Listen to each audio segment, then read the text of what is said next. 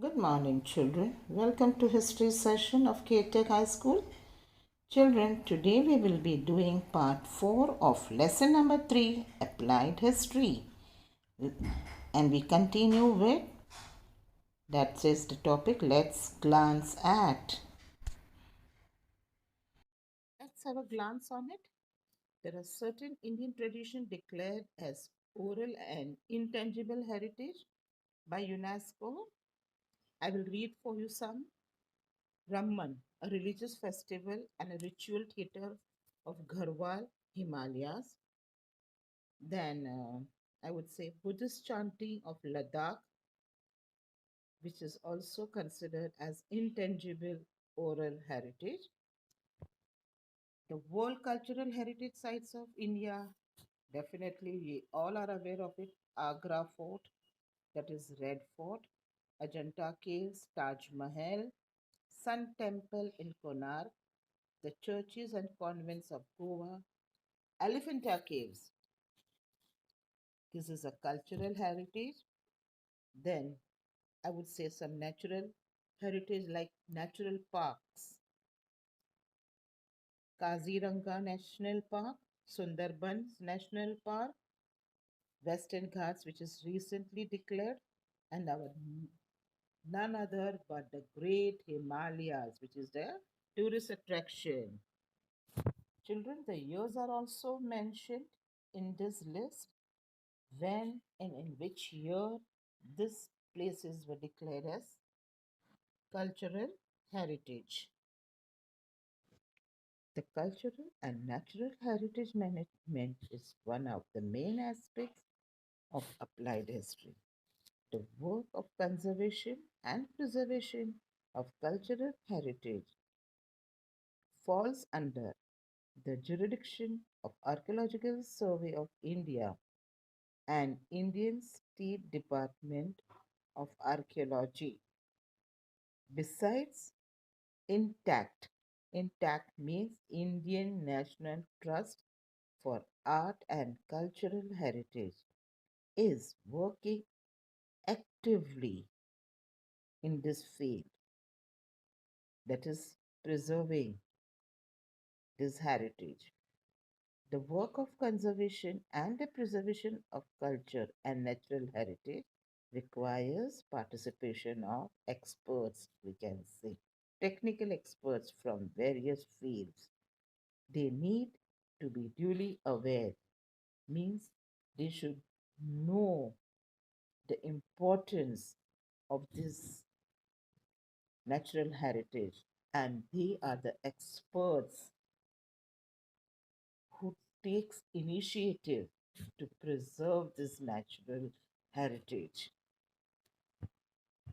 They should be also aware of the cultural, social, and political histories of the heritage site, means of the past. Principles of applied history are useful in creating awareness among them. Let's see the principles of applied history that are useful in creating awareness among them. The first one is operations necessary for conservation, preservation, and development of heritage can be handled without causing any change in original state. Second is the local social structure and psychology of local people, challenges faced by them in present situation, and their expectation can be surveyed in detail.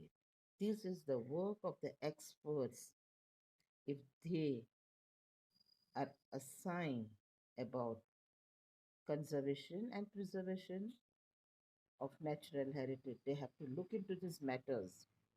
Third,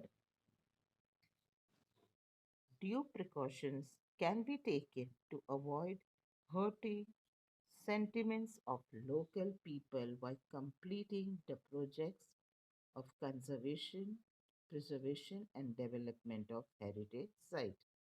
Fourth, participation of local people in the project can be facilitated. Fifth, systematic plan can be designed to employ the local skills in creative way and create better opportunities of livelihood. That means the people who are working on this, they take a great care that they also do not hurt the sentiments of the people living in that particular heritage site because they are very attached to it. And when they're completing this project of preservation, they also can children include local people in this project, and the systematic plan has to be designed to employ the local skills. Local skills means local people who are very skilled in a creative way and create better opportunities of livelihood for them. That is, we're talking about local people. Now, children, let's move on to next topic, affiliated professional fields. Affiliated means related to certain professions. Now, knowledge of history can be supportive in decision making with regard to respective legal provisions and public policies in the following fields. Now, children, there are certain sites which are very, very, very ancient and they are on the verge of collapsing or falling, which could harm the people.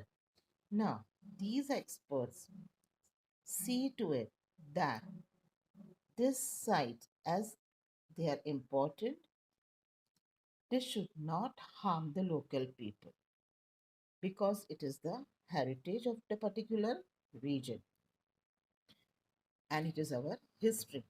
So these experts make certain legal provisions and public policies.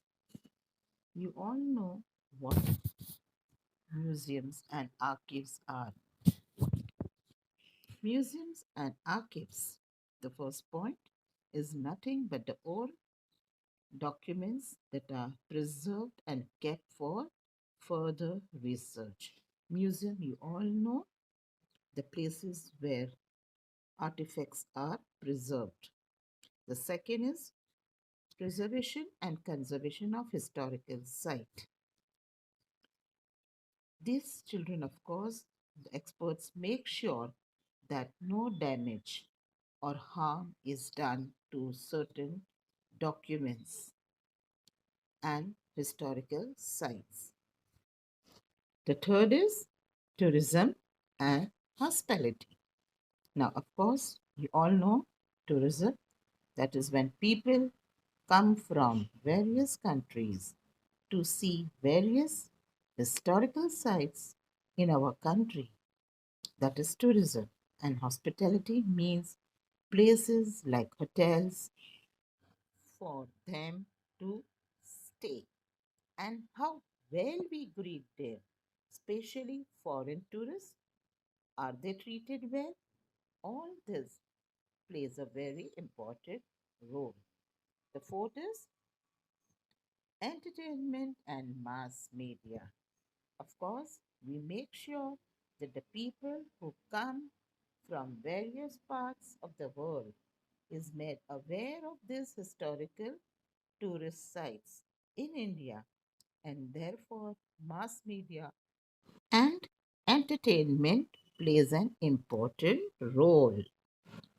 Again, children, there are few interesting facts given to you. The first is Indian Museum in Kolkata.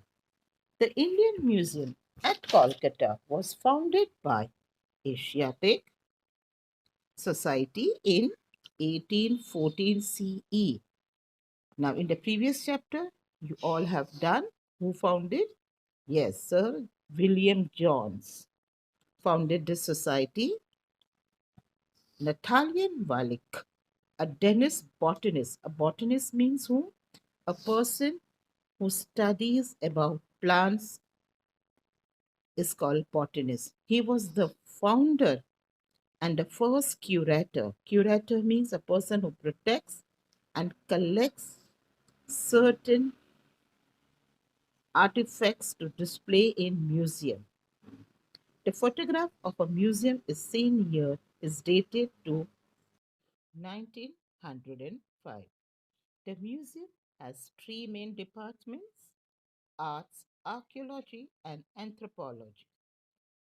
Other affiliated departments are conservation, publication, photography, exhibition presentation, model making, training, library, security. Now, it is interesting to know archives preserve and store all the documents, official records, old films, etc. The National Archives of India is in Delhi. However, every state in India maintains its archives independently. If within the state there are various archives that need to be preserved and documented, then it goes to state archives. Archives with distinct purpose. The main office of National Archives of Films in India is located in Pune, Maharashtra. It was established in 1964 as the media unit of Ministry of Information and Broadcasting of the Indian government. It was set up for three objectives, that is aims, and it served three objectives like to search and obtain rare Indian films, the ancient films that which were uh, recorded and filmed but there were no sound, and to preserve the heritage for the future generation. Definitely these films also is our heritage because we learn many things from this past heritage. Second is to categorize important aspects of film to create documentation and catalogs and carry out research in the field. Now, categorize means to group certain important aspects of the film, documents and catalog, and then carry out research in that particular field. So the last is to establish center for dissemination of film's culture. Now, what does dissemination means? Spreading of film culture so that they can make other people aware and make more curious so that they can also come and learn about film culture. So, children, to sum it up, every field mentioned in this chapter requires expert personnel, people that is expertise with specialized skills, for example, architects, engineers, historians, archaeologists, museum curator, sociologists, archive management professionals, legal experts, skilled photographers, etc. Of course, this is just a representative list. The help of the expert from many more fields is required. These experts need to have adequate knowledge of ancient sites, historical background of the cultural remains and artifacts. Projects in the field of applied history can create various opportunities for these professionals.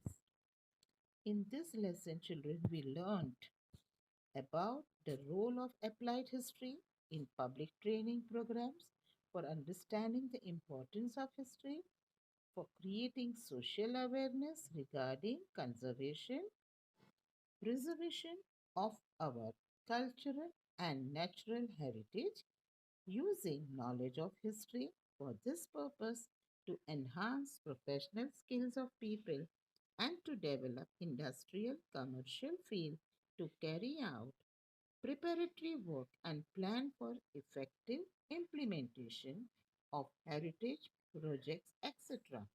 It is essential to avoid vandalizing of historic and public places and to ensure that they are preserved for the benefits of future generation. Now, children, what does vandalizing mean? Vandalizing means destroying or damaging of historical and public places. Children, let's do quick recap of the chapter. What did we study in this chapter? Role of implied history in public training program to understand importance of history, create social awareness on conservation and preservation of cultural natural heritage. Using knowledge of history for this purpose enhances professional skills of the people and develop industrial and commercial field. Carry preparatory work and plan for effective implementations of heritage projects. Avoid vandalizing of historic and public places. Ensure preservation for the benefit of future generation. These are the topics that we covered. I hope you all understood the lesson, and with that we end our session. Thank you, children. Love you.